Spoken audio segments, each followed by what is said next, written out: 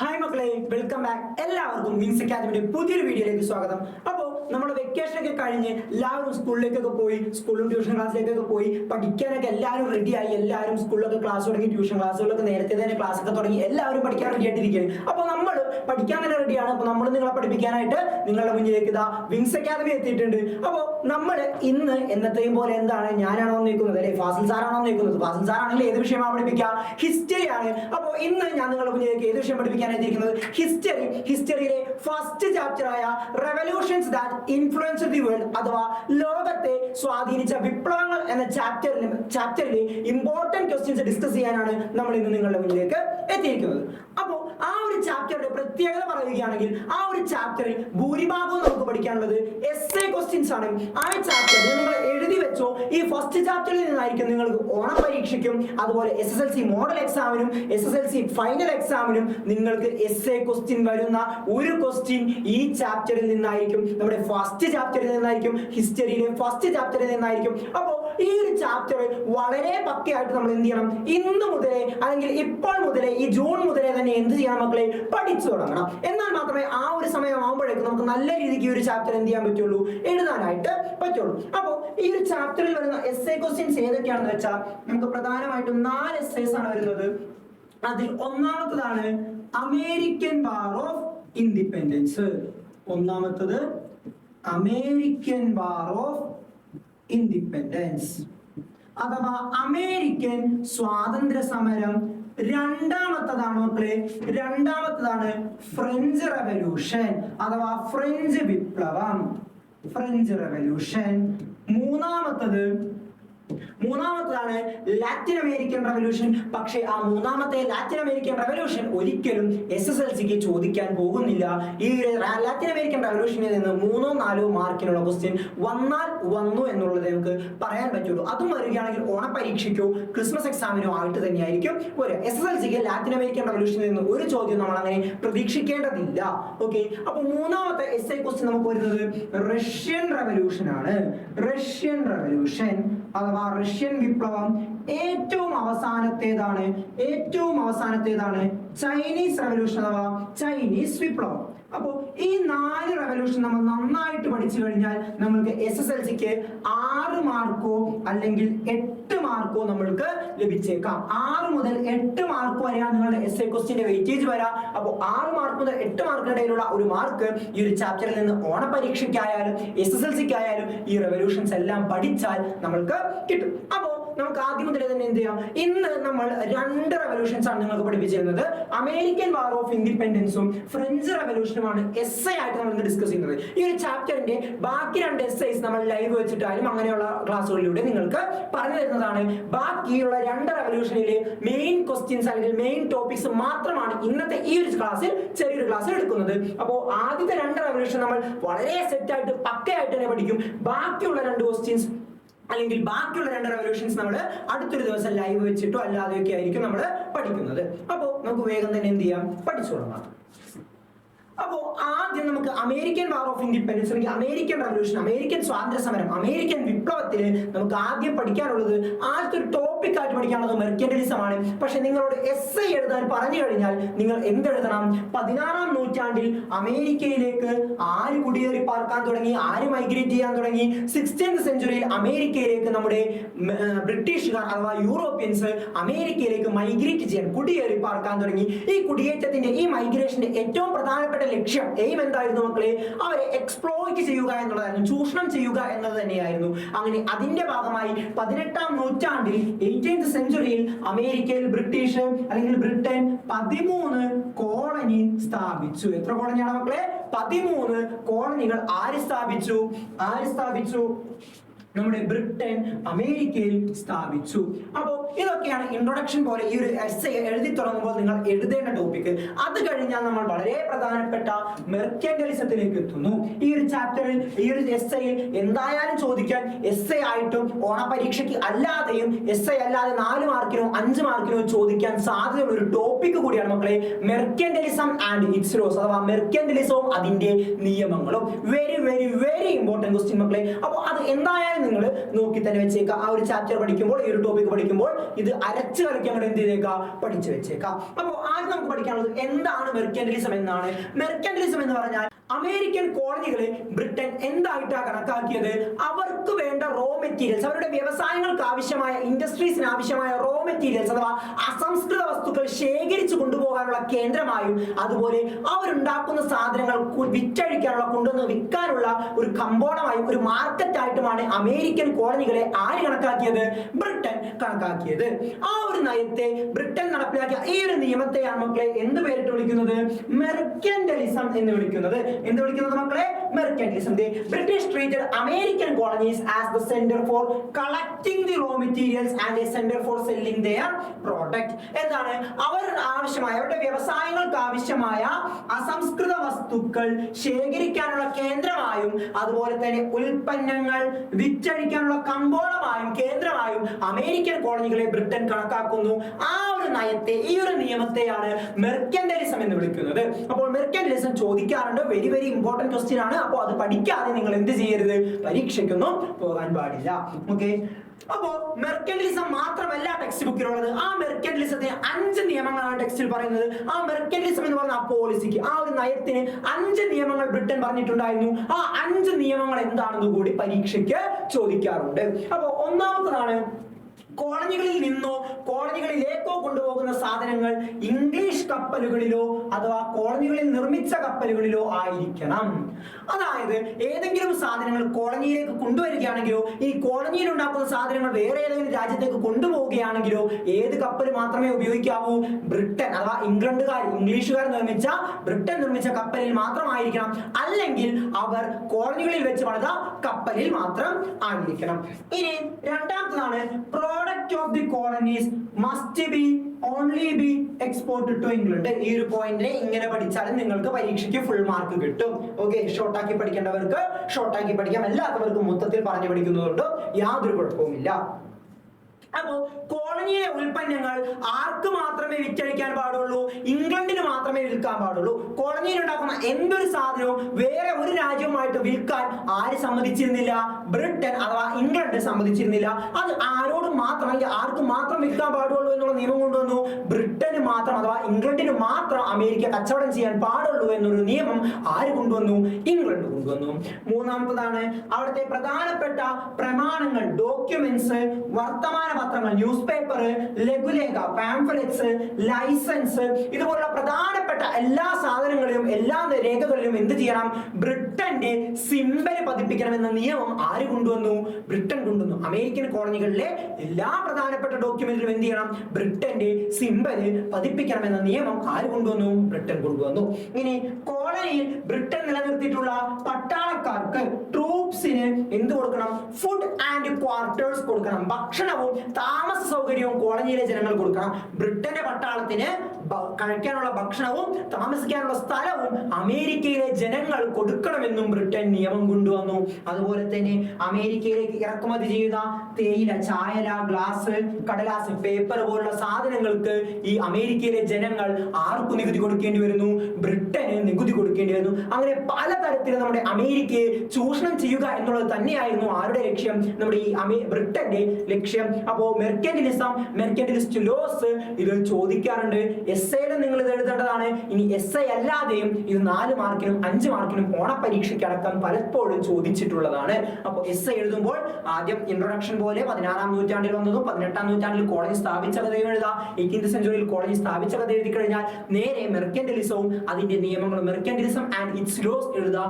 അത് കഴിഞ്ഞിട്ട് ഇനി പറയാൻ പോകുന്ന കാര്യങ്ങൾ കൂടി എഴുതാം. എപ്പോഴും എസ്സേ എഴുതുമ്പോൾ ഒരു സിസ്റ്റമാറ്റിക് ഓർഡറിൽ തന്നെ എഴുതാൻ നോക്കുക. അല്ലാതെ വെറുതെ നമ്മൾ കലവിലാക്കി എഴുതി കഴിഞ്ഞാൽ അതിനൊരു ഓർഡർ ഇല്ല എന്ന് പറഞ്ഞതുകൊണ്ട് ടീച്ചർമാർ നമ്മൾക്ക് മാർക്ക് തരുന്നതല്ല. അപ്പോൾ എഴുതുമ്പോൾ അതിനൊരു അടക്കും ചിട്ടയോടും കൂടി ഭംഗിക്ക് തന്നെ എഴുതി വെക്കേണ്ടതാണ്. അപ്പോൾ അതിനായിട്ട് നിങ്ങൾ എന്ത് ചെയ്യണം, വിങ്സ് അക്കാദമിയുടെ ക്ലാസ്സുകൾ കണ്ടിട്ടുണ്ടാവണം. അപ്പോ ജനങ്ങളെ മോട്ടിവേറ്റ് ചെയ്യാനായിട്ട് ആ സമയത്ത് വളരെ പീഡനങ്ങൾ ചൂഷണങ്ങൾ അനുഭവിക്കുന്ന ജനങ്ങളെ മോട്ടിവേറ്റ് ചെയ്യാനും ജനങ്ങളെ പോരാടാൻ പഠിപ്പിക്കാനുമായിട്ട് ബുദ്ധിജീവികൾ വരുന്നു. ആ ബുദ്ധിജീവികളെയാണ് നമ്മൾ സയൻസ് അല്ലെങ്കിൽ സോഷ്യലിൽ തിങ്കേഴ്സ് അഥവാ ചിന്തകർ എന്ന പേരിൽ വിളിക്കുന്നത്. അന്ന് അമേരിക്കയിലെ ജനങ്ങളുടെ അടുത്തെത്തിയത് രണ്ട് ചിന്തകരായിരുന്നു. ലോകപ്രസിദ്ധരായ രണ്ട് ചിന്തകരാണ്, ജോൺ ലോക്കും തോമസ് പെയിനും. ആരൊക്കെയാണ് മക്കളെ?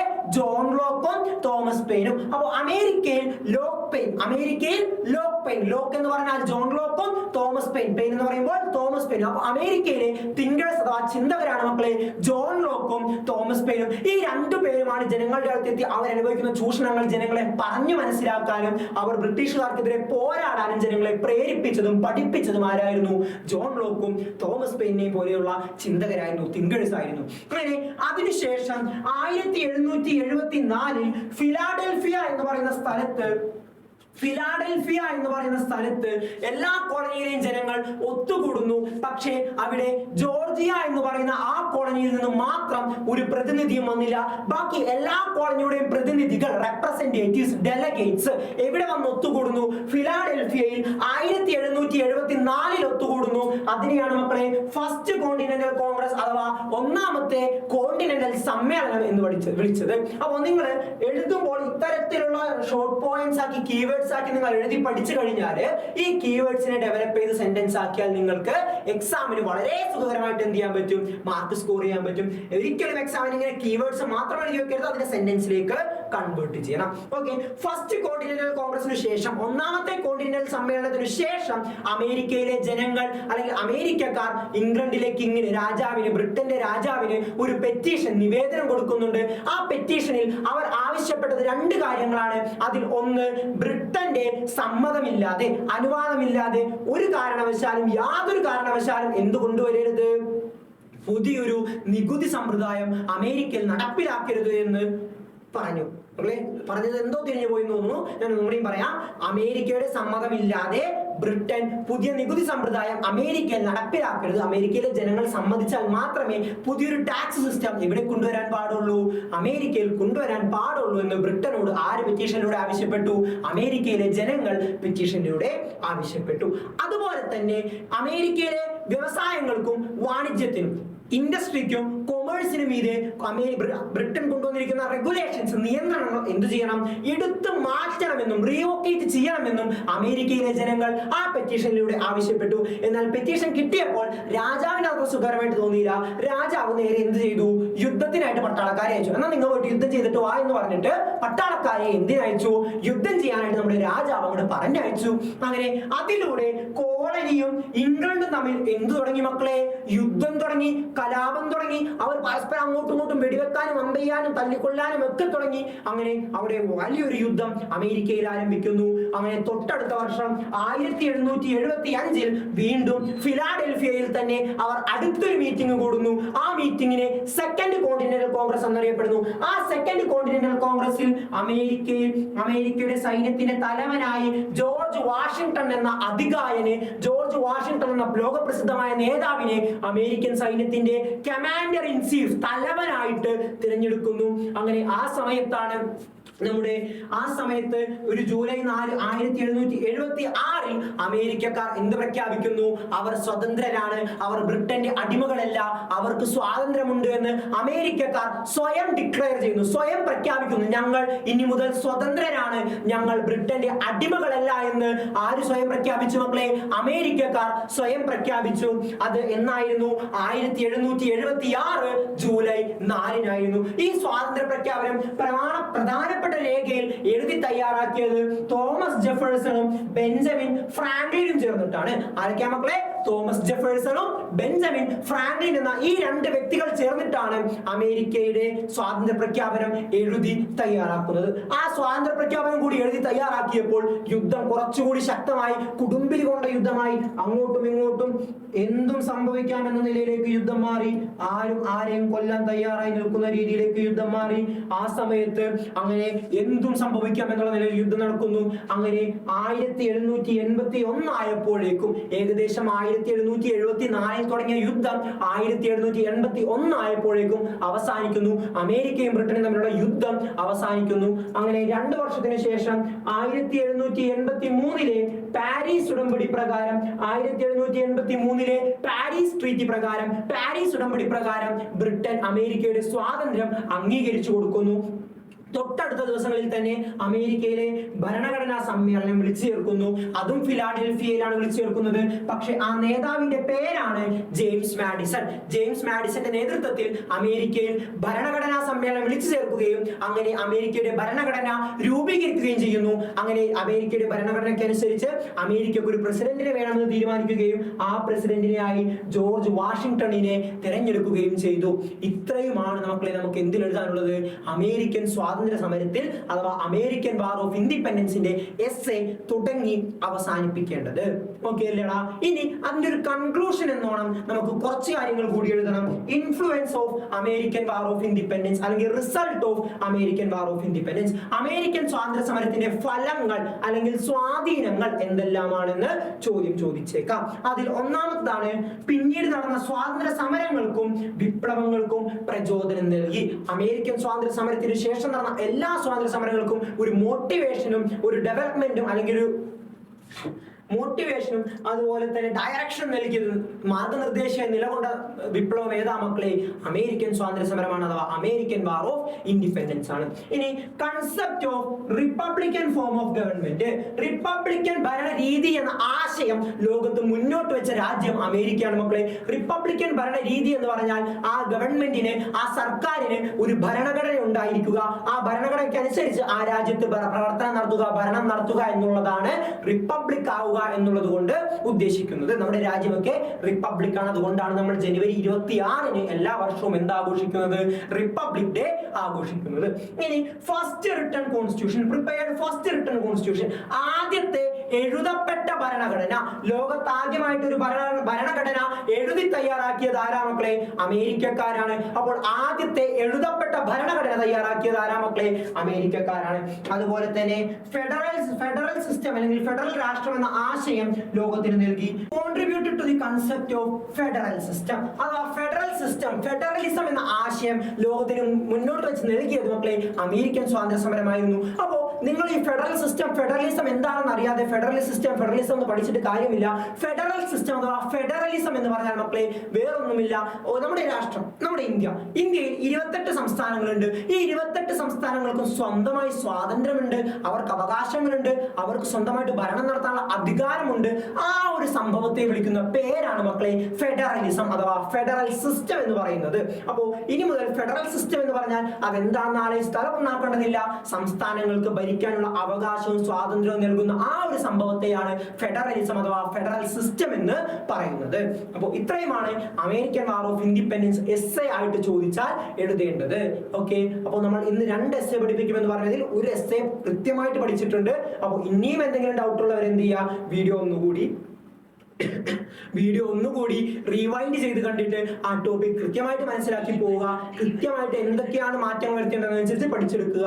വളരെ സിമ്പിൾ ആയിട്ട് പഠിക്കാൻ പറ്റിയൊരു എസ്സേ ആണ് അമേരിക്കൻ വാർ ഓഫ് ഇൻഡിപെൻഡൻസ് അഥവാ അമേരിക്കൻ സ്വാതന്ത്ര്യ സമരം. ഓക്കെ, അടുത്ത എസ്സേ അടുത്ത ടോപ്പിക് ആണ് ഫ്രഞ്ച് റവല്യൂഷൻ അഥവാ ഫ്രഞ്ച് വിപ്ലവം. അപ്പോൾ നമുക്ക് ഫ്രഞ്ച് വിപ്ലവത്തിനെ കുറിച്ച് ഒരു ഇൻട്രൊഡക്ഷൻ പോലെ എഴുതി തുടങ്ങണം. എപ്പോഴും നമ്മൾ ഒരു ഇൻട്രൊഡക്ഷൻ പോലെ എഴുതി തുടങ്ങണം അല്ലെ? അപ്പോൾ ഫ്രഞ്ച് വിപ്ലവത്തിൽ എഴുതി തുടങ്ങാനുള്ളത് ആദ്യം 2 പോയിന്റ് ആണ്. അതിനൊരു ഹെഡിങ് ആണ് system of rule existed in France. ഫ്രാൻസിൽ നിലനിന്നിരുന്ന ഭരണരീതി എന്തായിരുന്നു? Autocratic rule. ഒന്നാമത്തേതാണ് ഓട്ടോക്രാറ്റിക് റൂൾ അഥവാ രാജാക്കന്മാർ ഏകാധിപത്യ ഭരണാധികാരികളായിരുന്നു അല്ലെ? അവർ സ്വയം തീരുമാനിച്ച് മറ്റുള്ളവർക്ക് ലാഭമാണോ നഷ്ടമാണോ അവരുടെ ജീവൻ ആപത്താണോ എന്നൊന്നും നോക്കാതെ അവരുടെ സ്വന്തം ഇഷ്ടപ്രകാരം അവരുടെ ആവശ്യങ്ങൾക്ക് വേണ്ടി മാത്രം കാര്യങ്ങൾ തീരുമാനിച്ച് അതിന് ആരെ കൊന്നിട്ടാലും നടപ്പിലാക്കുന്ന രീതിയായിരുന്നു ഏകാധിപത്യ ഭരണ രീതി. അപ്പോൾ ഏകാധിപത്യ ഭരണ രീതിയായിരുന്നു, ഓട്ടോക്രാറ്റിക് റൂൾ ആയിരുന്നു ഫ്രാൻസിൽ നിലനിന്നിരുന്നത്. ഓക്കെ, അടുത്തതാണ് റൂളേഴ്സ് വർ സ്ക്വാൻഡേഴ്സ്. ഈ സ്ക്വാൻഡർ എന്ന് പറഞ്ഞാൽ ധൂർത്ത് എന്നാണ് അർത്ഥം. ഭരണാധികാരികൾ എന്തായിരുന്നു? ധൂർത്തന്മാരായിരുന്നു. ഭരണാധികാരികൾ എന്തായിരുന്നു മക്കളെ? ധൂർത്തന്മാരായിരുന്നു. അവർ ലാവിഷായിട്ട് ഒരു കാര്യവും ഇല്ലാതെ ഒരുപാട് പൈസ ചിലവാക്കിയവരായിരുന്നു ആര്? ഫ്രാൻസിലെ ഭരണാധികാരികൾ. അതുപോലെ തന്നെ ഫ്രഞ്ച് സമൂഹത്തിൽ ഫ്രാൻസിൽ ഇനീക്വാലിറ്റി, അസമത്വം നിലനിന്നിരുന്നു. അതിന്റെ അടിസ്ഥാനത്തിൽ സമൂഹത്തെ 3 തട്ടുകളായിട്ടാണ് തിരിച്ചിരുന്നത്. അതേ ഓരോ തട്ടുകളെയും എസ്റ്റേറ്റുകൾ എന്ന പേരിലാണ് അറിയപ്പെട്ടത്. അപ്പോൾ ഫ്രാൻസിൽ 3 എസ്റ്റേറ്റുകൾ ഉണ്ടായിരുന്നു. ഏതൊക്കെയാണ്? ഫസ്റ്റ് എസ്റ്റേറ്റ് അഥവാ ഒന്നാമത്തെ എസ്റ്റേറ്റ്, സെക്കൻഡ് എസ്റ്റേറ്റ് അഥവാ രണ്ടാമത്തെ എസ്റ്റേറ്റ്, തേർഡ് എസ്റ്റേറ്റ് അഥവാ മൂന്നാമത്തെ എസ്റ്റേറ്റ്. ഇനി ഫസ്റ്റ് എസ്റ്റേറ്റിൽ ഉൾപ്പെട്ടിരുന്നത് പുരോഹിതന്മാർ അഥവാ ക്ലർജീസ് ആയിരുന്നെങ്കിൽ രണ്ടാമത്തെ എസ്റ്റേറ്റിൽ പ്രഭുക്കന്മാർ അഥവാ ലോർഡ്സ് ആയിരുന്നു. മൂന്നാമത്തെ സ്റ്റേറ്റിൽ സാധാരണക്കാരായിരുന്നു അഥവാ കോമൺ മാൻ ആയിരുന്നു, മിഡിൽ ക്ലാസ് പീപ്പിൾ ആയിരുന്നു, മധ്യവർഗമായിരുന്നു നിലനിന്നിരുന്നത്. ഓക്കെ, അപ്പോ നിങ്ങൾ എസ് എഴുതുമ്പോൾ ചില ആൾക്കാർ ചെയ്യുന്നത് എന്താണെന്ന് വെച്ചാൽ ഇത് അങ്ങോട്ട് എഴുതിയിട്ട് ഇതിനൊക്കെ പോയിന്റ് ആക്കി എഴുതും. ഒരു 2 പേജോളം ഇത് അങ്ങോട്ട് എഴുതി വെക്കും. ഇത് 2 പേജോളം എഴുതി വെച്ചിട്ട് ആ എസ് അങ്ങോട്ട് അവസാനിപ്പിക്കും. അങ്ങനെ എഴുതി അവസാനിപ്പിച്ചാൽ എസ് എക്ക് മാർക്ക് കിട്ടുമോ മക്കളെ? ഇല്ല. നമ്മൾ എത്ര പേജ് എഴുതുന്നു എന്ന് നോക്കിയിട്ടല്ല മാർക്ക് കിട്ടുക, നമ്മൾ എന്തോരം കണ്ടന്റ് എഴുതുന്നു എന്ന് നോക്കിയിട്ടാ മാർക്ക് കിട്ടുക. അപ്പോൾ ഇത് മാത്രം 2 പേജ് വിശദീകരിച്ച് എഴുതിയോണ്ട് വല്ല മാർക്കും കിട്ടാൻ പോകുന്നുണ്ടോ? ഇല്ല. അതുകൊണ്ട് നിങ്ങൾ എസ് എഴുതുമ്പോൾ ഇതെല്ലാം എഴുതി സമയം കളയണ്ട. ഓരോന്നിനും ഒരു 4 പോയിന്റോ 3 പോയിന്റോ എഴുതിയാൽ മതി. അപ്പോ ആ പോയിന്റ് പഠിക്കാൻ ഒരു ചെറിയ ട്രിക്ക് ഉണ്ട്. ഈ ഫസ്റ്റ് എസ്റ്റേറ്റിന്റെയും സെക്കൻഡ് എസ്റ്റേറ്റിന്റെയും ഒന്നാമത്തെ എസ്റ്റേറ്റിന്റെയും രണ്ടാമത്തെ എസ്റ്റേറ്റിനും കോമൺ ആയിട്ട് 2 പോയിന്റ് ഉണ്ട്. അപ്പൊ അത് ഒരു പ്രാവശ്യം പഠിച്ചാല് ഫസ്റ്റ് എസ്റ്റേറ്റ് ഒന്നാമത്തെ എസ്റ്റേറ്റിൽ എഴുതാം, സെക്കൻഡ് എസ്റ്റേറ്റ് അഥവാ രണ്ടാമത്തെ എസ്റ്റേറ്റിൽ നമുക്കത് എഴുതി വെക്കാനായിട്ട് സാധിക്കും. ഓക്കെ അല്ലേടാ? അപ്പോ ഫസ്റ്റ് എസ്റ്റേറ്റ് എന്തായിരുന്നു? ഫസ്റ്റ് എസ്റ്റേറ്റ് ധാരാളം ഭൂപ്രദേശം കൈവശം വെച്ചിരുന്നു അഥവാ ഹെൽഡ് വാസ്റ്റ് ലാൻഡ്. ആ ഫ്രാൻസിൽ ധാരാളം ഭൂപ്രദേശം, ഫ്രഞ്ച് സമൂഹത്തിൽ സാധാരണക്കാരായ ജനങ്ങൾക്ക് ഭൂമിയൊന്നും കിട്ടാതെ അലയുമ്പോൾ ഈ പുരോഹിതന്മാർ എന്ത് ചെയ്തിരുന്നു? ധാരാളം ഭൂപ്രദേശം കൈയടക്കി വെച്ചിരുന്നവരായിരുന്നു പുരോഹിതന്മാർ അഥവാ ക്ലർജീസ്. ഇനി അതുപോലെ തന്നെ എക്സംപ്റ്റഡ് ഫ്രം ഓൾ ടാക്സസ്, എല്ലാ നികുതിയിൽ നിന്നും ഒഴിവാക്കപ്പെട്ടവരുമായിരുന്നു ആര്? ഈ പുരോഹിതന്മാര്. ഈ പുരോഹിതന്മാർക്ക് പ്രത്യേകിച്ച് നികുതി ഒന്നും അടക്കേണ്ടി വന്നിട്ടില്ല. ഈ 2 പോയിന്റ് തന്നെ മക്കളെ നമുക്ക് എവിടെയും എഴുതാൻ പറ്റും. സെക്കൻഡ് എസ്റ്റേറ്റ് അഥവാ രണ്ടാമത്തെ എസ്റ്റേറ്റിന്റെ കേസിലും എഴുതാതെ. എക്സംപ്റ്റഡ് ഫ്രം ഓൾ ടാക്സ്, എല്ലാ നികുതിയിൽ നിന്നും ഒഴിവാക്കപ്പെട്ടിരുന്നു. ഹെൽഡ് വാസ്റ്റ് ലാൻഡ്, ധാരാളം ഭൂപ്രദേശം കൈവശം വെച്ചിരുന്നു. അപ്പോൾ 2 പോയിന്റ് അവിടെയും ഇവിടെയും സെയിം പോയിന്റ് ആണ്. അപ്പോൾ ഒരു പ്രാവശ്യം പഠിച്ചാൽ മതി, സിമ്പിൾ ആണ്. ഇനി ഒരു പോയിന്റ് കൂടി പോയാൽ എഴുതണം അല്ലേ? അപ്പോ അതാണത് collected tax called tithe from farmers. കർഷകരുടെ കയ്യിൽ നിന്ന് പ്രഭുക്കന്മാർ പിരിച്ചിരുന്ന നികുതിയുടെ പേരാണ് തിത്തേ. അപ്പോൾ തിത്തേ എന്ന് പേരുള്ള നികുതി കർഷകരുടെ കയ്യിൽ നിന്ന് ആര് മേടിച്ചെടുത്തിരുന്നു? ഈ പുരോഹിതന്മാര് മേടിച്ചെടുത്തിരുന്നു. അങ്ങനെ അവരെ ചൂഷണം ചെയ്തിരുന്ന ആരായിരുന്നു? പുരോഹിതന്മാരായിരുന്നു. ഓക്കെ അല്ലേടാ? അടുത്തത് ലക്ഷൂറിയസ് ലൈഫ്, ആഡംബര ജീവിതം നയിച്ചവരായിരുന്നു മക്കളെ ആര്? ഈ പുരോഹിതന്മാർ. ഈ പുരോഹിതന്മാരല്ല, പ്രഭുക്കന്മാർ. അപ്പോ ഇവിടത്തെ 3 പോയിന്റ് കഴിഞ്ഞു, ഇവിടത്തെ 3 പോയിന്റ് കഴിഞ്ഞു. ഓക്കെ, ഇനി മൂന്നാമത്തെ എസ്റ്റേറ്റ്, തേർഡ് എസ്റ്റേറ്റിന്റെ 3 പോയിന്റ് 4 പോയിന്റ് ഉണ്ട്. ഒന്നാമതാണ് ലോ സോഷ്യൽ സ്റ്റാറ്റസ്. അവർക്ക് സമൂഹത്തിൽ വളരെ താഴ്ന്ന പദവിയായിരുന്നു. ഒരു അധ്യാപകൻ, ടീച്ചർ, ബാങ്കർ, കർഷകൻ എന്നൊക്കെ പറയുമ്പോൾ സമൂഹത്തിൽ അന്ന് ഒരു വിലയും കിട്ടിയിരുന്നില്ല. സമൂഹത്തിൽ യാതൊരു വിലയും ആളുകൾ പുച്ഛിച്ച് തള്ളിയിരുന്നവരായിരുന്നു ഈ ഒരു പദവി. അതുകൊണ്ട് അവർക്ക് സോഷ്യലി, സാമൂഹികമായി താഴ്ന്ന പദവിയായിരുന്നു അവർക്ക് എന്നും ലഭിച്ചിരുന്നത്. സോഷ്യലി അവർക്ക് എന്നും ലോ സ്റ്റാറ്റസ് ആയിരുന്നു കിട്ടിയിരുന്നത്.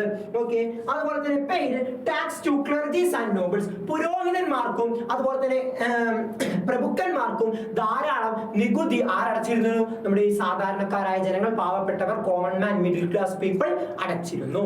Okay, no role in administration, ഭരണത്തിൽ യാതൊരു പങ്കും ആർക്കുണ്ടായിരുന്നില്ല? ഈ മൂന്നാമത്തെ സ്റ്റേറ്റിലെ ജനങ്ങൾക്ക് ഉണ്ടായിരുന്നില്ല. ഈ 2 ആളുകൾ ഭരണത്തിൽ ഇടപെട്ട് ഇവരെ എപ്പോഴും ഭരിച്ചുകൊണ്ടിരുന്നു. ഈ മൂന്നാമത്തെ സ്റ്റേറ്റിലെ ജനങ്ങൾക്ക്, തേർഡ് സ്റ്റേറ്റിലെ ജനങ്ങൾക്ക് ഭരണത്തിൽ യാതൊന്നും ചെയ്യാനുള്ള അധികാരവും ഉണ്ടായിരുന്നില്ല.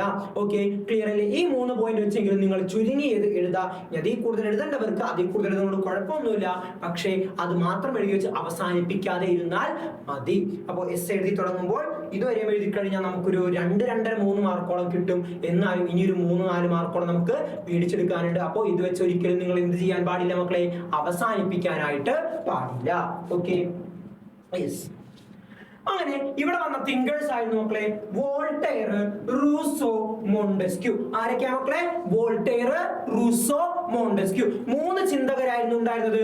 Voltaire, Rousseau, Montesquieu. ഇത് നിങ്ങൾ പഠിക്കേണ്ടത്, ഇത് ശ്രദ്ധിക്കേണ്ടത് എന്താണെന്ന് വെച്ചാൽ Voltaire ridiculed the exploitation of clergy, പുരോഹിതന്മാരുടെ ചൂഷണത്തെ പരിഹസിച്ച വ്യക്തിയായിരുന്നു വോൾട്ടയർ. അപ്പോ ഈ 2 പോയിന്റ് പഠിക്കാൻ ബുദ്ധിമുട്ടുള്ള ആളുകൾ ഓരോ തിങ്കറിന്റെയും ഓരോ ചിന്തകന്റെയും ഒരു പോയിന്റ് വെച്ച് പഠിക്കേണ്ടതാണ്. ridiculed the exploitation of clergy, പുരോഹിതന്മാരുടെ എന്തിനെ കളിയാക്കി? ചൂഷണത്തെ കളിയാക്കി. പുരോഹിതന്മാരെ മുഖത്ത് നോക്കി നിങ്ങൾ നിങ്ങൾക്ക് നാണമില്ലേ, ഉളുപ്പില്ലേ ഈ പാവപ്പെട്ട ജനങ്ങളെ ചൂഷണം ചെയ്യാനെന്ന് മുഖത്ത് നോക്കി ചോദിച്ച വ്യക്തിയായിരുന്നു ആര്? വോൾട്ടയർ.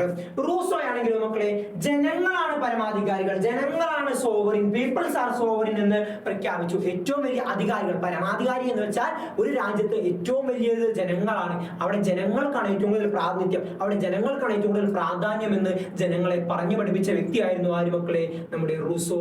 മോണ്ടസ്ക്യൂ ആകട്ടെ എൻകറേജ് ഡെമോക്രസി ആൻഡ് റിപ്പബ്ലിക്, ഡെമോക്രസിയെയും ജനാധിപത്യ റിപ്പബ്ലിക്കിനെയും പ്രൊമോട്ട് ചെയ്ത, എൻകറേജ് ചെയ്ത, പ്രോത്സാഹിപ്പിച്ച വ്യക്തിയായിരുന്നു ആര്? മോണ്ടസ്ക്യൂ. അങ്ങനെ ഈ ചിന്തകർ ജനങ്ങളുടെ അടുത്തെത്തുന്നു, ജനങ്ങളോട് പറയുന്നു നമ്മളിതൊന്നും അനുഭവിക്കേണ്ടവരല്ല, നമ്മൾക്ക് ഇതിനെതിരെ പോരാടണം, ഇതൊക്കെ നമ്മൾ അവസാനിപ്പിക്കണമെന്ന് ജനങ്ങളെ മോട്ടിവേറ്റ് ചെയ്ത് വിടുന്നു.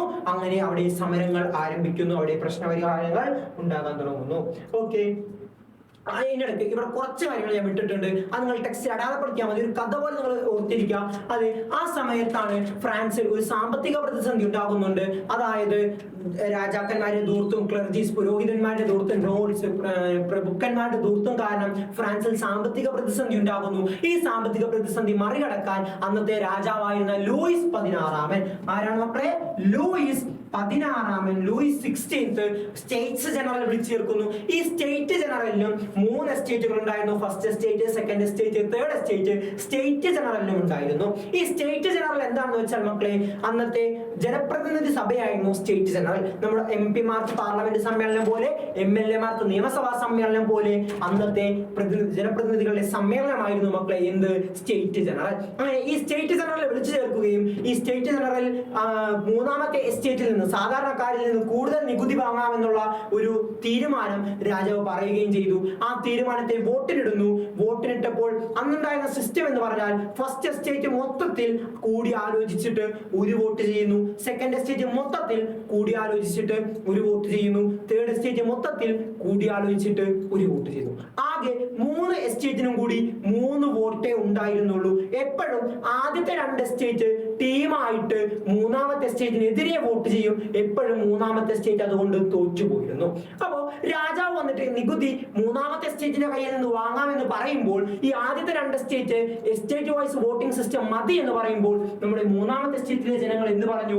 ഇൻഡിവിജ്വൽ വോട്ടിംഗ് സിസ്റ്റം വേണം, ഒരു വ്യക്തിക്ക് ഒരു വോട്ട് വേണം, എസ്റ്റേറ്റിന് ഒരു വോട്ടല്ല, മൊത്തം ടീമിന് ഒരു വോട്ടല്ല, ഓരോ വ്യക്തിക്കും ഓരോ വോട്ട് വേണമെന്ന് ആരാവശ്യപ്പെട്ടു?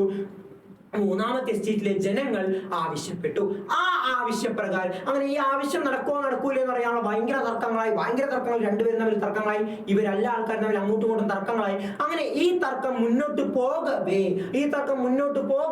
നമ്മുടെ 3ാമത്തെ എസ്റ്റേറ്റിലെ ജനങ്ങൾ പറഞ്ഞു അവരാണ് ഫ്രാൻസിന്റെ ദേശീയ അസംബ്ലി, അവരാണ് ഫ്രാൻസിലെ കാര്യങ്ങൾ തീരുമാനിക്കുക, അവർക്കാണ് ഫ്രാൻസിലെ കാര്യങ്ങൾ തീരുമാനിക്കുന്ന അധികാരം എന്ന് പറയുന്നു. എന്നിട്ട് അവർ അടുത്തുള്ള ഒരു ടെന്നീസ് കോർട്ടിൽ പോയി ഒത്തുകൂടുന്നു.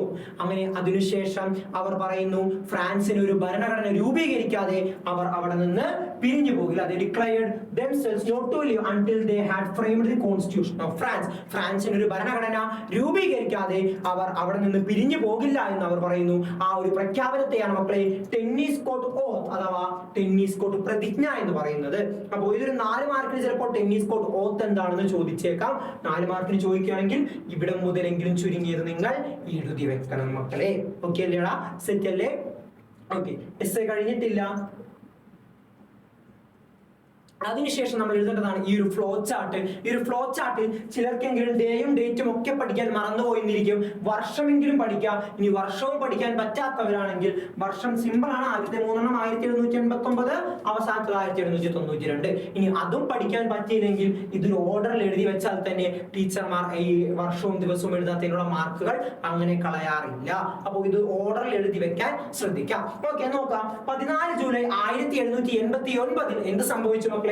വിപ്ലവകാരികൾ, സമരം ചെയ്യുന്നവർ ലിബർട്ടി, ഇക്വാലിറ്റി, ഫ്രറ്റേണിറ്റി, സ്വാതന്ത്ര്യം, സാഹോദര്യം, സമത്വം എന്ന ആശയം മുറുകെ പിടിച്ചുകൊണ്ട് അല്ലെങ്കിൽ അത് ഉയർത്തിക്കൊണ്ട് അവർ ബാസ്റ്റൈൽ പ്രിസൺ ഡിമോളിഷ് ചെയ്യുന്നു, നശിപ്പിക്കുന്നു, തകർക്കുന്നു.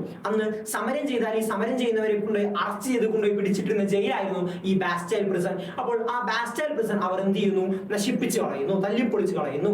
ഓക്കെ, ഇനി 12 ഓഗസ്റ്റ് 1789 എന്ത് സംഭവിച്ചു? National assembly passed the Declaration of the Rights of Man and of Citizen. ഫ്രാൻസിലെ മനുഷ്യാവകാശ നിയമം പാസ്സാക്കുന്നു. ഇനി 1789 ഒക്ടോബറിൽ പാരീസ് നഗരത്തിൽ ആയിരക്കണക്കിന് സ്ത്രീകൾ വെഴ്സായസ് കൊട്ടാരം, അന്നത്തെ രാജാവിന്റെ കൊട്ടാരത്തെ വിളിച്ചിരുന്ന പേരാണ് വെഴ്സായസ് കൊട്ടാരം, ഈ വെഴ്സായ് കൊട്ടാരത്തിലേക്ക് ഭക്ഷണത്തിന് വേണ്ടി, റൊട്ടിക്ക് വേണ്ടി, ഭക്ഷണത്തിന് വേണ്ടി, ബ്രെഡിന് വേണ്ടി അവർ സമരം നടത്തി. ഭക്ഷണം കിട്ടാതെ ഭക്ഷ്യക്ഷാമം ഉണ്ടായപ്പോൾ രാജാവിന്റെ കൊട്ടാരത്തിലേക്ക് ഭക്ഷണം വേണമെന്ന് ആവശ്യപ്പെട്ടുകൊണ്ട് ആയിരക്കണക്കിന് സ്ത്രീകൾ നടത്തിയ വലിയൊരു പ്രക്ഷോഭത്തെയാണ് മക്കളെ എന്ത് വിളിക്കുന്നത്, എന്ന് നടന്നത് 1789 ഒക്ടോബറിൽ നടന്നത്. ഓക്കെ, ഈ 1792 സെപ്റ്റംബറിൽ പുതുതായി രൂപീകരിച്ച ഭരണഘടന അനുസരിച്ച് തിരഞ്ഞെടുക്കപ്പെട്ട ദേശീയ കൺവെൻഷൻ ഫ്രാൻസിനെ റിപ്പബ്ലിക്കായി പ്രഖ്യാപിക്കുന്നു. അതായത് ഫ്രാൻസ് ഒരു റിപ്പബ്ലിക് രാജ്യമായിട്ട് പ്രഖ്യാപിക്കപ്പെടുകയാണ് 1792 സെപ്റ്റംബറിൽ നടക്കുന്നത്. അപ്പോൾ ഇതൊരു എസ്സേ ആയിട്ട്, എസ്സേ എഴുതുമ്പോൾ ഇതൊരു ഫ്ലോ ചാർട്ട് കറക്റ്റ് സീക്വൻസ് ആയിട്ട് കറക്റ്റ് ഓർഡറിൽ തന്നെ ഇത് എഴുതി വെക്കാം. അവസാനം ഒട്ടും കിട്ടാത്തവരാണെങ്കിൽ ഈ ഡേറ്റും ഡേ ഒക്കെ മറന്നുപോയാലും പ്രശ്നമില്ല. പക്ഷേ ഇതെന്തായിരിക്കണം മക്കളെ, കറക്റ്റ് ഓർഡറിൽ തന്നെ ആയിരിക്കണം പോകേണ്ടത്, കറക്റ്റ് ഓർഡറിൽ തന്നെ ആയിരിക്കണം ഇത് എന്ത് ചെയ്യേണ്ടത്, അടിയിലേക്ക് എഴുതി വെക്കേണ്ടത്, ഫ്ലോ ചാർട്ട് ആയിട്ട് നിങ്ങൾ എഴുതി വെക്കേണ്ടത്. Yes, okay. ഇനി influence of French revolution, French വിപ്ലവത്തിന്റെ സ്വാധീനം, ഇത് നിങ്ങൾ ഒരു 5 പോയിന്റ് എങ്കിലും നിങ്ങൾ ചുരുങ്ങിയത് പഠിക്കുക, ചുരുങ്ങിയത് 5-4 പോയിന്റ് പഠിച്ചു വെക്കാം. സ്റ്റിമുലേറ്റഡ് ഓൾ ലേറ്റർ റെവല്യൂഷൻ, നമ്മളിത് അമേരിക്കൻ വാർ ഓഫ് ഇൻഡിപെൻഡൻസിലും പഠിച്ചു. പിൽക്കാലത്ത് എല്ലാ സ്വാതന്ത്ര്യ സമരങ്ങൾക്കും ആവേശം പകർന്നു. ഇത് നമുക്ക് എല്ലാ റെവല്യൂഷൻസിലും എഴുതാം, എല്ലാ വിപ്ലവങ്ങളിലും എഴുതാൻ പറ്റിയ ഒരു പോയിന്റ് ആണ് സ്റ്റിമുലേറ്റഡ് ഓൾ ലേറ്റർ റെവല്യൂഷൻസ്. അപ്പോൾ പിന്നീട് എല്ലാ വിപ്ലവങ്ങളെയും പ്രചോദിപ്പിച്ച ഒരു വിപ്ലവമായിരുന്നു ഏത്, ഫ്രഞ്ച് വിപ്ലവം. Okay, enter the feudal system in Europe, യൂറോപ്പിലെ ഫ്യൂഡൽ വ്യവസ്ഥ അവസാനിപ്പിച്ചു, അന്ത്യം കുറിച്ചു. യൂറോപ്പിൽ നിന്നുണ്ടാകുന്ന ഫ്യൂഡൽ പ്രഭുക്കന്മാരുടെ വാഴ്ചകൾ അവസാനിപ്പിച്ചത് ഏത് വിപ്ലവമായിരുന്നു, ഫ്രഞ്ച് വിപ്ലവമായിരുന്നു. അതുപോലെ തന്നെ help to the growth of middle class, മധ്യവർഗത്തിന്റെ ഉയർച്ചയ്ക്ക് സഹായിച്ചു, വളർച്ചയെ സഹായിച്ചു. അതുപോലെ തന്നെ led to the emergence of nationalism, ദേശീയതയുടെ ആവിർഭാവം. എല്ലാം എന്തിനും ഇതേ രാജ്യമാണ് വലുത്, ജനങ്ങളെ അല്ലെങ്കിൽ എല്ലാവർക്കും രാജ്യത്തെ ജനങ്ങളുടെ ഐക്യമാണ് വലുത്, ഒരു രാജ്യത്തെ ജനങ്ങളെ മാനസികമായിട്ടുള്ള ഐക്യമാണ് എന്തിനും വലുത് എന്ന് പ്രഖ്യാപിക്കുന്നു. അതാണ് ദേശീയത അഥവാ നാഷണാലിസം എന്ന് പറയുന്നത്, അതിന് വഴിയൊരുക്കുന്നു. ഓക്കെ, ഏറ്റവും അവസാനത്തേതാണ് spread the ideas of equality, liberty and fraternity. Liberty എന്ന് പറയാൻ സ്വാതന്ത്ര്യം, ഇക്വാലിറ്റി സമത്വം, ഫ്രറ്റേണിറ്റി സാഹോദര്യം. അപ്പോൾ സ്വാതന്ത്ര്യം, സമത്വം, സാഹോദര്യം എന്നീ ആശയം ലോകത്ത് മൊത്തം സ്പ്രെഡ് ചെയ്യാൻ കാരണമായതും ഏത് വിപ്ലവമായിരുന്നു, ഫ്രഞ്ച് വിപ്ലവം ആയിരുന്നു. ക്ലിയർ അല്ലേടാ? ഇത്രയേ ഉള്ളൂ. അപ്പോൾ നിങ്ങളോട് ഒരു എസ്സേ എഴുതാൻ പറയുമ്പോൾ നിങ്ങൾക്ക് എസ്സേയില് 3 ഹിന്റ് അവർ എപ്പോഴും തരാറുണ്ട്. ആ ഹിന്റിൽ നെപ്പോളിയൻ എന്നൊരു വാക്ക് കണ്ടില്ല എന്നുണ്ടെങ്കിൽ നിങ്ങൾ എസ്സേ ഇവിടെ വെച്ച് അവസാനിപ്പിച്ചേക്കാം. പക്ഷേ നിങ്ങളുടെ ഹിന്ദിയിൽ നെപ്പോളിയൻ എന്ന വാക്ക് ഉണ്ടെങ്കിൽ, അല്ലെങ്കിൽ ക്വസ്റ്റ്യനിൽ നെപ്പോളിയൻ എന്ന വാക്ക് ഉണ്ടെങ്കിൽ നിങ്ങൾ എന്ത് ചെയ്യണം, നെപ്പോളിയനെ കുറിച്ച് കൂടി എഴുതണം. 1799 ഫ്രാൻസിൽ അധികാരം പിടിച്ചെടുത്ത ആളായിരുന്നു മക്കളെ ആര്, നെപ്പോളിയൻ. 1799 ഫ്രാൻസിൽ അധികാരത്തിലെത്തിയ വ്യക്തിയായിരുന്നു നെപ്പോളിയൻ ബോണപ്പാർട്ട്. ആ നെപ്പോളിയൻ ബോണപ്പാർട്ടിന്റെ ഭരണ പരിഷ്കാരങ്ങൾ, അഡ്മിനിസ്ട്രേറ്റീവ് റീഫോംസ് നമുക്ക് എന്തായാലും പഠിക്കണം. അത് ഇടയ്ക്ക് എസ്സേ അല്ലാത്ത സമയത്ത് ഒരു 4 മാർക്കിന് അഡ്മിനിസ്ട്രേറ്റീവ് റീഫോംസ് ഓഫ് നെപ്പോളിയൻ എന്ന പേരിൽ ചോദിക്കാറുണ്ട്. അതുകൊണ്ട് 4 മാർക്കാണ്, വിലപ്പെട്ട മാർക്കാണ്. അതെന്ത് ചെയ്യണം, എന്തായാലും പഠിച്ചിട്ടുണ്ടാവണം. ഓക്കെ, നോക്കാം. Farmers were made owners of land. നമ്മുടെ പ്രഭുക്കന്മാരുടെയും പുരോഹിതന്മാരുടെയും കയ്യിലുള്ള ഭൂമി പിടിച്ചെടുത്ത് കർഷകർക്ക് നൽകുകയും കർഷകരെ ഭൂമിയുടെ ഉടമസ്ഥന്മാരാക്കി മാറ്റുകയും ചെയ്തത് ആരായിരുന്നു മക്കളെ, നെപ്പോളിയൻ ആയിരുന്നു. അതുപോലെ സർക്കാർ എടുക്കുന്ന കടത്തെയാണ് പബ്ലിക് ഡെപ്റ്റ് അഥവാ പൊതുകടം എന്ന് പറയുന്നത്. ഈ പൊതുകടം ഒഴിവാക്കാനായി സിങ്കിങ് ഫണ്ട് എന്ന പേരിൽ ഒരു ഫണ്ട് രൂപീകരിച്ച വ്യക്തിയായിരുന്നു മക്കളെ ആര്, നെപ്പോളിയൻ. അതുപോലെ തന്നെ കൺസ്ട്രക്റ്റഡ് റോഡ്സ് ഫോർ ട്രാൻസ്പോർട്ടേഷൻ, ഗതാഗത സൗകര്യത്തിനായി ഒരുപാട് റോഡുകൾ പണിത വ്യക്തിയായിരുന്നു ആര്, നമ്മുടെ നെപ്പോളിയൻ. അതുപോലെ തന്നെ പുരോഹിതന്മാരുടെ മീതെ രാജ്യത്തിന്റെ നിയന്ത്രണം ഏർപ്പെടുത്തി. ഈ പുരോഹിതന്മാർക്കൊന്നും വലിയ നിയന്ത്രണങ്ങളൊന്നും ഇല്ലാതിരുന്ന കാലഘട്ടമായിരുന്നു നെപ്പോളിയന് മുമ്പ്. എന്നാൽ നെപ്പോളിയൻ അധികാരത്തിലെത്തിയപ്പോൾ നെപ്പോളിയൻ എന്ത് ചെയ്തു, ഈ പുരോഹിതന്മാരും നിയമത്തിന് കീഴിലാണ്, അവർക്കും നിയമം ബാധകമാണ് എന്ന് പറഞ്ഞൊരു വ്യക്തിയായിരുന്നു മക്കളെ ആര്, നമ്മുടെ സ്വന്തം നെപ്പോളിയൻ ബോണപ്പാർട്ട്. ഓക്കെ, ഇനി സാമ്പത്തിക പ്രവർത്തനങ്ങൾക്കായിട്ട് യൂറോപ്പിൽ അല്ലെങ്കിൽ ഫ്രാൻസിൽ ബാങ്ക് ഓഫ് ഫ്രാൻസ് രൂപീകരിക്കുന്നു. അതുപോലെ തന്നെ പുതിയൊരു നിയമസംഹിതയും ആര് രൂപീകരിക്കുന്നു, നെപ്പോളിയൻ രൂപീകരിക്കുന്നു. അങ്ങനെ അവസാനം 1815 വാട്ടർലൂ യുദ്ധത്തിൽ, ബാറ്റിൽ ഓഫ് വാട്ടർലൂയിൽ നെപ്പോളിയന് അധികാരം നഷ്ടമാകുന്നു. അപ്പോൾ നിങ്ങളുടെ എസ്സേയിൽ നെപ്പോളിയനെ പറ്റി എഴുതാൻ പറഞ്ഞാൽ നെപ്പോളിയൻ അധികാരത്തിലേറിയ വർഷം, നെപ്പോളിയന്റെ റീഫോംസ് പരിഷ്കാരങ്ങൾ, നെപ്പോളിയൻ അധികാരം നഷ്ടമായ വർഷം, നെപ്പോളിയന്റെ അവസാനത്തെ യുദ്ധം എന്നിവ കൂടി എഴുതണം. എഴുതണം. അതുകൂടി എഴുതിയാലേ നിങ്ങൾക്ക് ഫുൾ മാർക്ക് എസ്ഐയുടെ 6 മാർക്കോ അല്ലെങ്കിൽ 8 മാർക്കോ നിങ്ങൾക്ക് കിട്ടുകയുള്ളൂ. അപ്പോൾ വളരെ സിമ്പിൾ ആണ്. അപ്പോൾ നമ്മൾ ഇന്ന് ഡിസ്കസ് ചെയ്യുന്ന 2 എസ്ഐയും ഡിസ്കസ് ചെയ്തിട്ടുണ്ട്. ഇനി നമുക്ക് ബാക്കിയുള്ള 2 റെവല്യൂഷനിലെ വെരി വെരി ഇമ്പോർട്ടന്റ് ക്വസ്റ്റ്യൻസ് മാത്രമാണ് ഇന്നത്തെ ക്ലാസ്സിൽ ഡിസ്കസ് ചെയ്യുന്നത്. അപ്പോൾ നമുക്കിനി റഷ്യൻ റവല്യൂഷനിലെ കുറച്ച് ഇമ്പോർട്ടന്റ് കാര്യങ്ങൾ നോക്കാം. ആദ്യം നമുക്ക് പഠിക്കാനുള്ളത് റഷ്യൻ റവല്യൂഷൻ, റഷ്യൻ വിപ്ലവത്തിൽ നടക്കാനുണ്ടായ കാരണങ്ങൾ, കോസസ് എന്തൊക്കെയാണെന്നാണ് പഠിക്കാനുള്ളത്. ടെക്സ്റ്റ് ബുക്കിൽ ഒരു 3 പോയിന്റ് ആയിട്ട് വളരെ വ്യക്തമായിട്ട് എന്ത് ചെയ്തിട്ടുണ്ട്, റഷ്യൻ റവല്യൂഷന്റെ കാരണങ്ങൾ അഥവാ കോസസ് തന്നിട്ടുണ്ട്. അതെന്തൊക്കെയാണെന്ന് നമുക്ക് ആദ്യം പഠിക്കണം. ഒന്നാമതാണ് farmers and factory workers in Russia led a tragic life under the autocracy of tsar emperors who ruled Russia. അതൊന്നും വേണ്ട മക്കളെ, നമുക്ക് ചെറുതാക്കി പഠിച്ചാൽ മതി. സാർ എംപറേഴ്സ് എന്തായിരുന്നു, റഷ്യയിലെ ഫാർമേഴ്സ് കർഷകരും ഫാക്ടറി തൊഴിലാളികളും അന്ന് റഷ്യ ഭരിച്ചിരുന്ന സാർ ചക്രവർത്തിമാർക്ക് കീഴിൽ ട്രാജിക് ലൈഫ് ആയിരുന്നു, അഥവാ ദുരിതപൂർണമായ ജീവിതമായിരുന്നു നയിച്ചുകൊണ്ടിരുന്നത്. അതായത് അവർക്ക് എന്നും കഷ്ടപ്പാടും ദുരിതവും പട്ടിണിയും മാത്രമേ ഈ സാർ ചക്രവർത്തിമാരുടെ ഭരണത്തിന് കീഴിൽ ഉണ്ടായിരുന്നുള്ളൂ.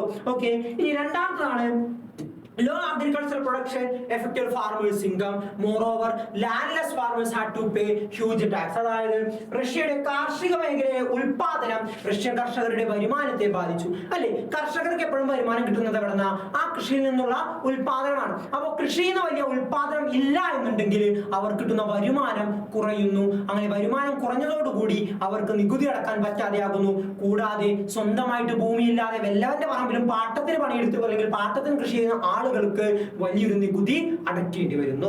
അതുപോലെ തന്നെ ഏറ്റവും അവസാനത്തേതാണ്, റഷ്യയിൽ ധാരാളം റിസോഴ്സുകൾ ഉണ്ടായിരുന്നെങ്കിലും, നാച്ചുറൽ റിസോഴ്സ് പ്രകൃതി വിഭവങ്ങൾ ഉണ്ടായിരുന്നെങ്കിലും റഷ്യയുടെ ഇൻഡസ്ട്രിയൽ പ്രൊഡക്ഷൻ വ്യാവസായിക ഉൽപാദനം അന്നത്തെ കാലത്ത് കുറവായിരുന്നു. ഉള്ളതിൽ ഏറ്റവും കൂടുതൽ നിയന്ത്രിച്ചിരുന്നതും വിദേശികളുമായിരുന്നു. അപ്പോൾ ഈ കാരണങ്ങളൊക്കെ കൊണ്ടാണ് റഷ്യയിൽ വിപ്ലവം നടക്കാനായിട്ടുള്ള കാരണം, റഷ്യയിൽ വിപ്ലവം നടക്കാൻ ഇടയായത്. അപ്പോൾ അതെന്തായാലും നിങ്ങൾ എന്ത് ചെയ്യണം, നന്നായിട്ട് പഠിക്കുക. 3 മാർക്കിന് റഷ്യൻ വിപ്ലവത്തിന്റെ കാരണങ്ങൾ ഇടയ്ക്ക് ചോദിക്കാറുണ്ട്. അപ്പോൾ അതെന്തായാലും പഠിച്ചു വെച്ചേക്കാം. ഇനി നമുക്ക് ഇവിടുന്ന് ഒരുപാട് വൺ വേർഡുകൾ ഉണ്ട്. അപ്പോൾ വൺ വേർഡുകൾ നിങ്ങൾ ടെക്സ്റ്റ് നോക്കി പഠിക്കുക, അല്ലെങ്കിൽ നമുക്ക് വേറൊരു ദിവസം വൺ വേർഡുകൾക്ക് വേണ്ടി മാത്രം ഷോർട്സോ റീലോ നമ്മൾ ചെയ്യുന്നതാണ്. അപ്പോൾ അതല്ലാതെ നമുക്ക് എന്ത് ചെയ്യാം, വലിയ വലിയ മാർക്കിന്റെ ക്വസ്റ്റ്യൻസ് ആദ്യം നോക്കി പോകാം. അടുത്തത് ബ്ലഡി സൺഡേ, വീണ്ടും ഒരു 3 മാർക്കിന്റെ ചോദ്യമായിട്ട് ചോദിക്കാൻ സാധ്യതയുള്ള ചോദ്യമാണ്. ബ്ലഡി സൺഡേ അഥവാ രക്തരൂക്ഷിതമായ ഞായറാഴ്ച, അതിനെക്കുറിച്ച് ഒരു കുറിപ്പ് എഴുതാൻ, ഷോർട്ട് നോട്ട് എഴുതാൻ ചോദിക്കും. നോക്കാം. Russia was defeated in Russia Japan war in 1905. 1905 Russia Japan യുദ്ധത്തിൽ റഷ്യ പരാജയപ്പെട്ടു. അങ്ങനെ റഷ്യ പരാജയപ്പെട്ടപ്പോൾ അന്നുണ്ടായിരുന്ന ട്രാജിക് ലൈഫ്, അവരുടെ കഷ്ടപ്പാടും ദുരിതവും കുറച്ചുകൂടി ശക്തമായി. അതോടുകൂടി തൊഴിലാളികൾ 1905 ജനുവരി 9 പെട്രോഗ്രാഡ് നഗരത്തിലേക്ക് അവരുടെ രാഷ്ട്രീയ അവകാശങ്ങൾ നേടിയെടുക്കാൻ വലിയൊരു പ്രക്ഷോഭം സംഘടിപ്പിക്കുന്നു, വലിയൊരു മാർച്ച് സംഘടിപ്പിക്കുന്നു. എന്നാൽ ആ മാർച്ചിനെ നേരിടാൻ, ആ പ്രക്ഷോഭത്തെ നേരിടാൻ അന്നത്തെ രാജാവ് കുറെ പട്ടാളക്കാരെ നിലനിർത്തുന്നു. അങ്ങനെ പട്ടാളക്കാർ മാർച്ചുമായി വരുന്ന തൊഴിലാളികളെ വെടിവെച്ച് കൊല്ലുകയും ആ വെടിവെച്ച് ചത്ത അല്ലെങ്കിൽ മരിച്ചുപോയവർ 100 കണക്കിന് ആളുകളായിരുന്നു മരിച്ചുപോയത്. അങ്ങനെ രക്തം വാർന്നൊഴുകി ഒരുപാട് പേർ മരണപ്പെട്ട രക്തസാക്ഷികളായ ആ ഒരു സംഭവത്തെയാണ് പിന്നീട് ചരിത്രത്തിൽ രക്തരൂക്ഷിതമായ ഞായറാഴ്ച അഥവാ ബ്ലഡി സൺഡേ എന്ന പേരിൽ അറിയപ്പെടുന്നത്. ഓക്കെ, അപ്പോൾ അതൊരു 3 മാർക്കിന് ചോദിച്ചിട്ടുള്ളതാണ്. അപ്പോൾ അതും എന്ത് ചെയ്തേക്കാം, പഠിച്ച് വെച്ചേക്കാം. Okay, yes. അടുത്തൊരു പ്രധാനപ്പെട്ട ചോദ്യമാണ് മക്കളെ ഫെബ്രുവരി റവല്യൂഷൻ. ഫെബ്രുവരി റവല്യൂഷൻ 4 മാർക്കിന് വരെ ചോദിക്കാൻ സാധ്യതയുള്ള ചോദ്യമാണ്. 4 മാർക്ക് വരെ ചോദിക്കാൻ സാധ്യതയുള്ള ചോദ്യമാണ് മക്കളെ ഫെബ്രുവരി റവല്യൂഷൻ. അപ്പോൾ നോക്കാം, അന്ന് നിക്കോളാസ് രണ്ടാമൻ, അന്ന് റഷ്യ ഭരിക്കുന്ന രാജാവായിരുന്നു നിക്കോളാസ് രണ്ടാമൻ. ഈ രക്തരൂക്ഷിതമായ ഞായറാഴ്ചക്ക് ശേഷം, ഈ ബ്ലഡി സൺഡേക്ക് ശേഷം ഒരു നിയമനിർമ്മാണ സഭ, ലെജിസ്ലേറ്റീവ് അസംബ്ലി ആയ ഡ്യൂമയെ ആര് രൂപീകരിക്കുന്നുണ്ട്? നിക്കോളാസ് രണ്ടാമൻ, നിക്കോളാസ് സെക്കൻഡ് രൂപീകരിക്കുന്നുണ്ട്. ഈ നിക്കോളാസ് ഈ ഡ്യൂമയുടെ എതിർപ്പ് മറികടന്നുകൊണ്ട് അന്നത്തെ രാജാവായ നിക്കോളാസ് രണ്ടാമൻ റഷ്യയെ 1ാം ലോക മഹായുദ്ധത്തിൽ ഫസ്റ്റ് വേൾഡ് വാറിൽ പങ്കെടുപ്പിക്കാൻ തീരുമാനിക്കുന്നു. അങ്ങനെ 1917 ആയപ്പോഴേക്കും ഫുഡ് ഷോർട്ടേജ് എന്തായി മാറി, ഭക്ഷ്യക്ഷാമം എന്തായി മാറി, അതിരൂക്ഷമായിട്ട് മാറി. ജനങ്ങൾക്ക് ഒരു തരത്തിലും ഭക്ഷണം കിട്ടാത്തൊരവസ്ഥ ഉണ്ടാകുന്നു. അങ്ങനെ thousands of women march along streets of Petrograd on 8th March 1917. March 1917 ആയിരക്കണക്കിന് സ്ത്രീകൾ ഭക്ഷണം ആവശ്യപ്പെട്ടുകൊണ്ട് പെട്രോഗ്രാഡ് നഗരത്തിലേക്ക് വലിയൊരു പ്രതിഷേധം സംഘടിപ്പിക്കുന്നു. അങ്ങനെ ഈ പ്രതിഷേധത്തിന് ഒടുവിൽ ഒപ്പം ആരും കൂടി ചേരുന്നു? സോൾഡിയേഴ്സ് കൂടി ചേരുന്നു, പട്ടാളക്കാർ കൂടി ചേരുന്നു. ആദ്യം പട്ടാളക്കാർ തൊഴിലാളികൾക്ക് എതിരായിരുന്നെങ്കിൽ കൂടിയും അവസാനമായപ്പോഴേക്കും പട്ടാളക്കാരും ആരുടെ ഒപ്പം ചേർന്നു? തൊഴിലാളികളുടെ ഒപ്പം ചേർന്നു. കാരണം അവർ ഒന്നാം ലോക മഹായുദ്ധത്തിൽ അനുഭവിച്ച പീഡനങ്ങളും ചൂഷണങ്ങളുമായിരുന്നു അവർക്കും തൊഴിലാളികളുടെ ഒപ്പം ചേരാനുള്ള പ്രേരണ. അങ്ങനെ ഇവർ രണ്ടു കൂട്ടരും വന്ന് പെട്രോഗ്രാഡ് നഗരം പിടിച്ചടക്കുകയും നിക്കോളാസ് രണ്ടാമനെ അധികാരത്തിൽ നിന്ന് പുറത്താക്കി അലക്സാണ്ടർ കെറൻസ്കിയുടെ നേതൃത്വത്തിൽ ഒരു പ്രൊവിഷണൽ ഗവൺമെന്റ്, ഒരു താൽക്കാലിക ഗവൺമെന്റ് രൂപീകരിക്കുകയും ചെയ്യുന്നു. അതിനെയാണ് മക്കളെ ഫെബ്രുവരി റെവല്യൂഷൻ എന്ന് വിളിക്കുന്നത്. ഇനി നിങ്ങൾ മനസ്സിലാക്കേണ്ട കാര്യം, ഈ ഫെബ്രുവരി റെവല്യൂഷൻ നടന്നത് മാർച്ചിലാണ്. അതായത് നമ്മളൊക്കെ ഫോളോ ചെയ്യുന്ന ഇന്റർനാഷണൽ കലണ്ടറും റഷ്യൻ ഫോളോ ചെയ്യുന്ന റഷ്യൻ കലണ്ടറും തമ്മിലുള്ള ക്ലാസ് ഡേയ്സിന്റെ ഡിഫറൻസ് ആണ് ഇതിന് കാരണമായത്, ഈ ഒരു വൈരുദ്ധ്യത്തിന് കാരണമായത്. അതായത് ഇന്റർനാഷണൽ കലണ്ടറിനേക്കാളും കുറച്ചധികം ദിവസം പുറകിലാണ് റഷ്യൻ കലണ്ടർ. അതായത് മാർച്ചിൽ നടന്ന ഈ സംഭവം റഷ്യയിൽ നടന്നത് ഫെബ്രുവരിയിലായിരുന്നു. ഇന്റർനാഷണലി മാർച്ച് ആയെങ്കിലും റഷ്യയിലെ കലണ്ടർ പ്രകാരം റഷ്യയിൽ ഫെബ്രുവരി ആയിട്ടുണ്ടായുള്ളൂ. അതുകൊണ്ട് മാർച്ചിൽ നടന്ന ഈ ഒരു സംഭവത്തെ ഫെബ്രുവരി റെവല്യൂഷൻ അഥവാ ഫെബ്രുവരി വിപ്ലവം എന്ന് അറിയപ്പെടുന്നു. ഓക്കെ, 4 മാർക്കിന് ചോദിക്കാൻ സാധ്യതയുള്ള ചോദ്യമാണ്. അടുത്തതാണ് ഡിമാൻഡ്സ് ഓഫ് ബോൾഷെവിക്സ്. ബോൾഷെവിക്കുകൾ മുന്നോട്ട് വെച്ച ആവശ്യങ്ങൾ 3 മാർക്കിന് ചോദിക്കാൻ സാധ്യതയുള്ള അടുത്ത ചോദ്യം. ഡിമാൻഡ്സ് ഓഫ് ബോൾഷെവിക്സ്, ബോൾഷെവിക്സ് മുന്നോട്ട് വെച്ച ആവശ്യങ്ങൾ. ഒന്നാമതാണ് withdraw Russia from first world war. ഒന്നാം ലോക മഹായുദ്ധത്തിൽ നിന്ന് റഷ്യയെ പിന്മാറ്റുക. ഒന്നാം ലോക മഹായുദ്ധത്തിൽ നിന്ന് റഷ്യ പിന്മാറണമെന്ന ആവശ്യം മുന്നോട്ട് വെച്ചത് ആരായിരുന്നു? ബോൾഷെവിക്കുകളായിരുന്നു, ലെനിൻ ആയിരുന്നു. ഓക്കെ, ഇനി seize the land owned by lords and distribute them among the farmers. ഈ പ്രഭുക്കന്മാർ കൈയടക്കി വെച്ചിരിക്കുന്ന ഭൂമി പിടിച്ചെടുത്ത് പാവപ്പെട്ട കർഷകർക്ക് വിതരണം ചെയ്യണമെന്നും ആവശ്യപ്പെട്ടത് ബോൾഷെവിക്സ് ആയിരുന്നു. അതുപോലെ തന്നെ പബ്ലിക് പ്രോപ്പർട്ടി അഥവാ പൊതുമുതലിന് കൂടുതൽ പ്രാധാന്യം കൊടുക്കാൻ ആവശ്യപ്പെട്ടതും ഈ പറഞ്ഞ ബോൾഷെവിക്കുകൾ ആയിരുന്നു. അപ്പോൾ ഈ 3 മാർക്കിന്റെ ചോദ്യമാണിത്, അതും പഠിച്ചു വെച്ചേക്കാം. യെസ്, നമ്മളിവിടെ ലാസ്റ്റ് ടോപ്പിക്കിലേക്ക് പോകുന്നു. ചൈനീസ് റെവല്യൂഷൻ, ചൈനീസ് വിപ്ലവം. യെസ്, ചൈനീസ് റെവല്യൂഷനിൽ നമുക്ക് 2 ടോപ്പിക്കാണ് പഠിക്കാനുള്ളത്, ഒപ്പിയം ട്രേഡും ഓപ്പൺ ഡോർ പോളിസിയും. ഇന്നത്തെ ക്ലാസ്സിൽ നമ്മൾ 2 ടോപ്പിക്കാണ് പഠിക്കുന്നത്, ഒപ്പിയം ട്രേഡും ഓപ്പൺ ഡോർ പോളിസിയും അഥവാ കറുപ്പ് വ്യാപാരവും അതുപോലെ തന്നെ തുറന്ന വാതിൽ നയവും.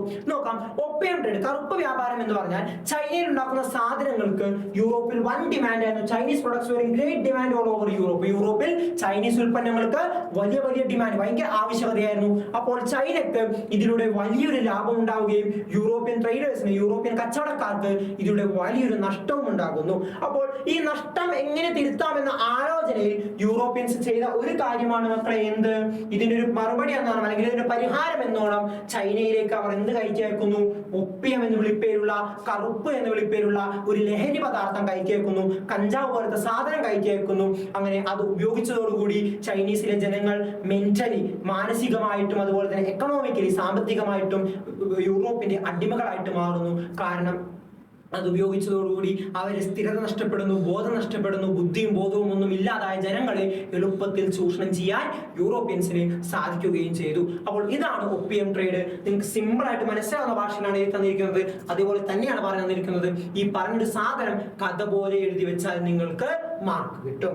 ഓക്കെ, ഏറ്റവും അവസാനത്തേതാണ് ഓപ്പൺ ഡോർ പോളിസി. അതായത് അമേരിക്കയിൽ ഈ ചൈനയെ ഇത്തരത്തിൽ ചൂഷണം ചെയ്യാൻ അവസരം കിട്ടിയപ്പോൾ എല്ലാ രാജ്യങ്ങളും വന്ന് ചൂഷണം ചെയ്തു. എന്നാൽ അമേരിക്ക ആദ്യ കാലഘട്ടങ്ങളിൽ ചൈനയെ ചൂഷണം ചെയ്തിരുന്നില്ല. അപ്പോൾ ചൈനയിലെ ചൂഷണം ചെയ്യണമെന്ന് അമേരിക്കക്കും ഒരു മോഹം ഉദിക്കുന്നു. അങ്ങനെ ആ മോഹം സാക്ഷാത്കരിക്കാനായിട്ട് അങ്ങോട്ടേക്ക് കയറി ചെല്ലാൻ അമേരിക്കക്ക് പറ്റുന്നില്ല.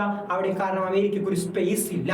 അപ്പോൾ അമേരിക്കക്ക് അവിടെ ഒരു സ്പേസ് കിട്ടാനായിട്ട് അമേരിക്ക കൊണ്ടുവന്നൊരു പോളിസി ആയിരുന്നു മക്കളെ ഓപ്പൺ ഡോർ പോളിസി അഥവാ തുറന്ന വാതിൽ നയം. അതിലൂടെ അമേരിക്ക നടപ്പിലാക്കിയ ഒരു കാര്യമുണ്ട്, എന്തായിരുന്നു അറിയോടാ? അതായത് അമേരിക്ക പറഞ്ഞത് എല്ലാവർക്കും ഒരേപോലെ അവകാശമുണ്ട്, ചൈനയിൽ ഇടപെടാൻ എല്ലാവർക്കും ഒരുപോലെ അവകാശമുണ്ടെന്ന് പറഞ്ഞിട്ട് ചൈനീസ് മാർക്കറ്റിനെ വിവിധ ഭാഗങ്ങളാക്കി മാറ്റി എല്ലാ രാജ്യങ്ങളും ചൈനയെ ചൂഷണം ചെയ്യാൻ തുടങ്ങുന്നു. സത്യത്തിൽ ഇത് ഇക്വാലിറ്റിക്ക് വേണ്ടിയല്ല അമേരിക്ക വാദിച്ചത്. അമേരിക്ക ഇത് കൊണ്ടുവന്നത് എന്തിനു വേണ്ടി മാത്രമാണ്? അമേരിക്കക്ക് ചൈനയിൽ ഇടപെടാനുള്ള ഒരു അവസരം മാത്രമായി കണ്ടുകൊണ്ടാണ് അമേരിക്ക ചൈനയിൽ ഇത്തരത്തിലൊരു നീക്കം നടത്തിയത്. ഇനി ആ ഓപ്പൺ ഡോർ പോളിസി കൊണ്ടുവന്ന ആളുടെ പേരാണ് ജോൺ ഹേ. അമേരിക്കയിലെ അന്നത്തെ സ്റ്റേറ്റ് സെക്രട്ടറി ആയിരുന്നു. ചെയ്യുന്ന ജോൺ ഹേ ആണ്.